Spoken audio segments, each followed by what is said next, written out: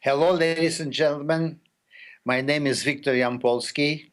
I'm a guest conductor of the Richmond Symphony, coming to you to conduct works of Russian composers Prokofiev and Tchaikovsky.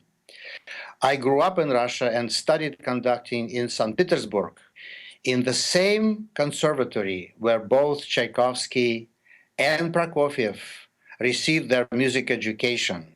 So my relationship to those composers in their music is very personal and rather sentimental since I left Russia 42 years ago. The main work on the program is a rarely performed symphony by Tchaikovsky, which does not have a number. It has a name, Manfred. It is an extended four-movement symphonic poem loosely related to a poem Manfred by Lord Byron.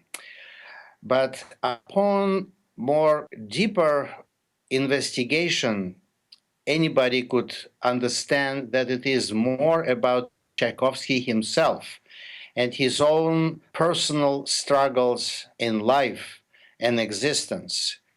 As you probably don't know, Tchaikovsky lost his mother, whom he loved more than anybody in the world, when he was a teenager, 13 years old.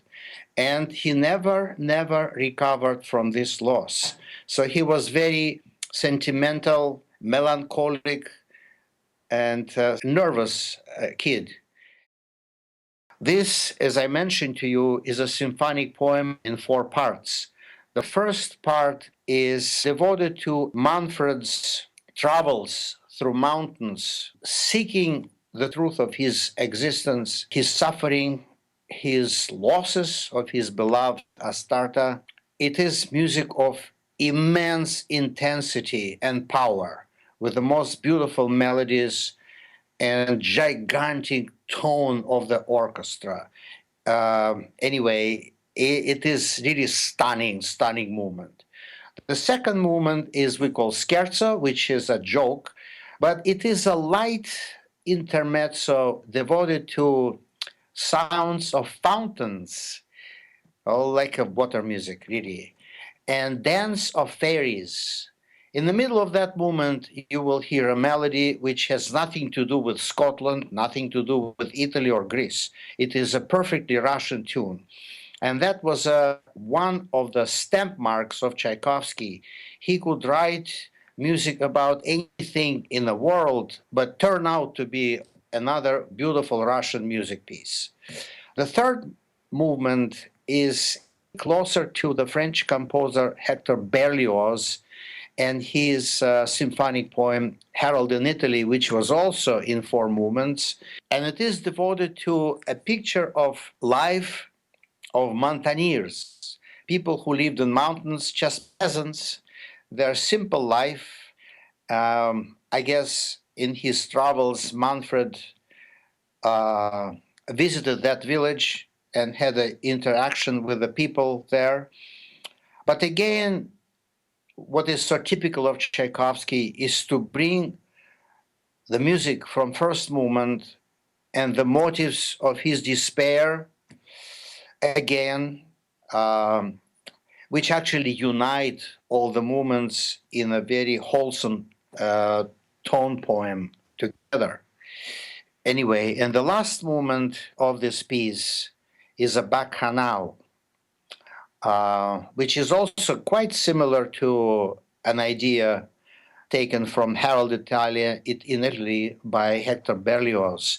This bacchanal is tour de force for entire orchestra. It is absolutely stunning orchestral writing. I'd like to tell you something about other piece on the program. It is a second violin concerto by Sergei Prokofiev, which will be performed by your own concertmaster.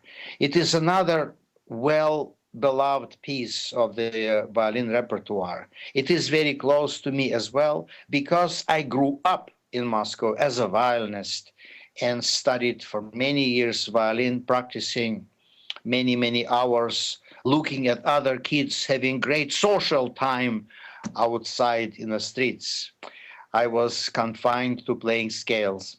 Anyway, but I managed to study it with one of the greatest violinists of Russia, David Oistrakh, and consequently played violin in the Moscow Philharmonic Orchestra and in the United States, was a member of the Boston Symphony for 8 seasons.